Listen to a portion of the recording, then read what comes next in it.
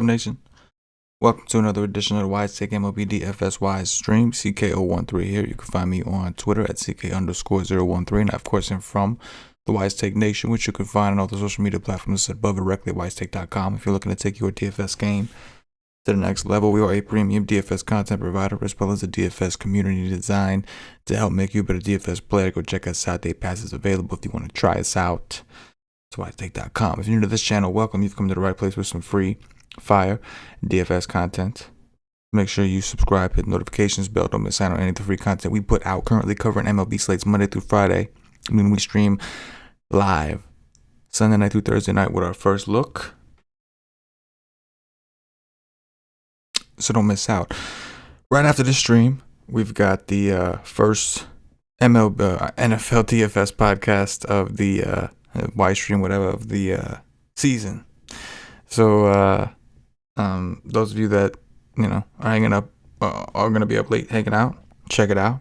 And if not, man, you got a long time to catch it out. The guy's gonna be talking. It's gonna be Paulie D and Patio Joe, the OGs. They're gonna be talking about NFL DFS strategy, going over some predictions for the season.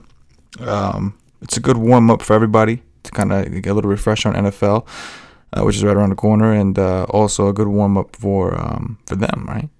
Get ready to do these weekly NFL shows. So all the more reason for you to subscribe to the channel. Pat Bush did shout out to Pat Bush, man. I was chatting with him in the chat before the show as I was waiting for my computer to fucking reload. Pat says, "Did you regret playing Mally?" Honestly, no. Yeah, and initially, yes. Right. It's the only game going on the early slate. He's 85% owned, and he gets his teeth kicked in by the Cubs. But the rest of the pitchers were terrible, and the only other pitcher I really used was McGill, who ended up being, I think, the best pitcher on the slate. So by default, I ended up doing pretty well because by default, all the other pitchers sucked. Barrio sucked. Literally every other pitcher on the slate did not do well. So kind of got bailed out. Ended up working out. But I do use Twitter to vent. I definitely use Twitter to vent. And I do believe in the reverse jinx. So sometimes I'll be on there just trying to, sway things, sway the mojo,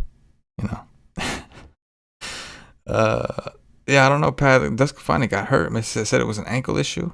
Left after like one inning or some shit. I don't know. Anyway, we've got a quick one here for 4-game slate. Should be a quick show. CEH, what's going on, bro? Good to see you, man. Glad you're able to catch it. The NFL, we got an NFL show coming up next too. So Walker Buehler, I think, is listed on DraftKings, but we don't have anything official just yet. MLB Probables does not have him up there. The Dodgers are having issues, obviously, with the bullpen. Could be him. If it is him, he's obviously in the conversation against the Mets, but we didn't put him in just yet. Brandon Woodruff, as of right now, would be that guy. St. Louis is pesky, right? Can't say it enough. I think, Corbin Burns only struck out like 3 of them. That's what they are. They're just a very pesky team. Freddie Peralta did not do so hot against them. I think Woodruff has a good game against them now. I just feel like, especially like if we do get Buehler on the slate, that might take some ownership away because Buehler pitched really well against the Mets just a couple of days ago. So I think that Woodruff is my guy as of now. Luis Castillo should be really popular as an SP2 on DraftKings, overall on FanDuel. Numbers aren't as good as they've been. His swing and strike rate is still high from what I remember.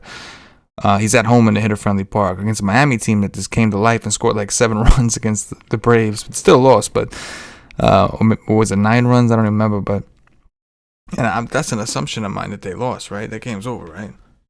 Better double check. Is that game not over yet? Okay, it's over. 11-9. Okay. I don't want to put my foot in my mouth there. But needless to say, Miami still on the season, some of the worst numbers on the slate. Expect him to be popular. Zach Thompson, man. So when he first came up, and granted, I was judging him on a small sample, but he looked real good. His stuff looked real good. His xFIP and Sierra have risen over his life. Ever since he got sick and missed that start, his xFIP and Sierra have gone up pretty dramatically. This is a small park. Cincinnati had a couple bad games in a row after being one of the hottest offenses out there. So this is a tricky one. Right, we saw Miami's bullpen get tattooed by the Braves after Luzardo did. Mark Green, there you go. He says scored 6 runs in the ninth. Damn. So he's interesting. Taijuan Walker, I think he kind of surprised. I mean, he surprised everybody. Surprised me. I'm a Met fan. He surprised me. Last time his last start, struck out 8 Dodgers in 6 2/3 innings. Did give up a home run, but struck out 8 Dodgers. That was crazy. He's 7-1. I wonder how many people try to bite that. Jonathan Dennis, what's going on, bro? Wonder how many people try to bite that. I don't know. Taijuan Walker is 7,100 this time around on DraftKings. How much is he on FanDuel? 8.7 on FanDuel. That's no 6.7 on FanDuel. Excuse me. That's tough, man. But the question is, are people not going to play the Dodgers because of that? That's kind of what I'm more interested in. Jameson Taillon. Again, numbers aren't that different from Walker's. FanDuel got him at 8.7, but on DraftKings only 6.3. Now Minnesota put up a lot of runs against Cleveland on the early slate on Wednesday, but they were very inconsistent offense at the moment. This game is in Yankee Stadium, though, which would make us favor hitting typically, right? John Gant, who got a 3.49 ERA in the season, but was looking pretty damn bad when he was starting for St. Louis. You can see an excerpt of 5.24, 5.68 Sierra. Big time struggles with lefties. Yankees don't have a ton of lefties, but you got Joey Gallo, who's looking pretty damn good right about now. Yankees probably end up being somewhat popular, I would think. Then there's John Lester. Milwaukee's got to be the chalk. Even in this park, which St. Louis has not been a hitter-friendly park, but even in this park, you got to think that Milwaukee's going to be the chalk against John Lester. Now, Milwaukee, they've not been that great against lefties this season. 25.3% K rate, 166 ISO, 319 WOBA, 97 WRC plus. They've not been that great in the season, but obviously they're playing really well. Mark Green, Woodruff has a question. Woodruff has great BVP numbers versus St. Louis. Could be good chalk. It definitely could be. And I think if we get Buehler, the ownership on Woodruff may go down a little bit, because I think that people have tried to chase this spot 2 days in a row. First with Corbin Burns, second with Freddie Peralta, and it hasn't really worked. So if we don't get Walker Buehler on the slate, then I think Woodruff is definitely chalk. Then it's the decision, is a good chalk, bad chalk. But if we get Buehler on the slate, Woodruff might not be as high owned. He's going to be popular, but it's a small slate. Everybody is. But maybe he won't be as high owned as he should be.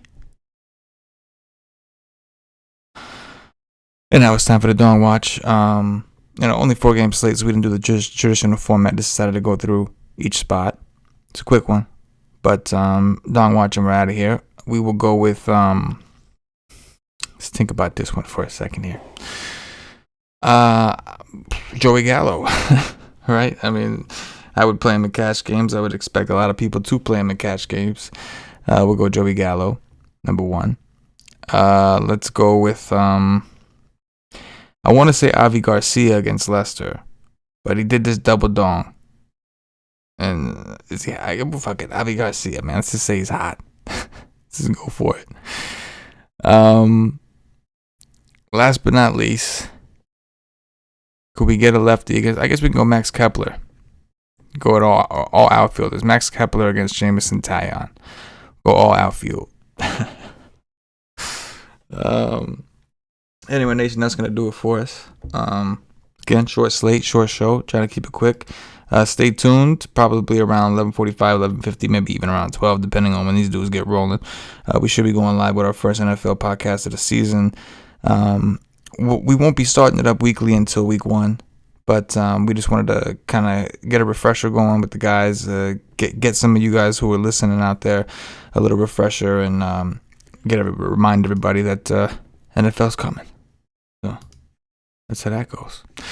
Anyway, Nation, that's going to do it for us. For myself, the entire WiseTake Nation, as always, good luck.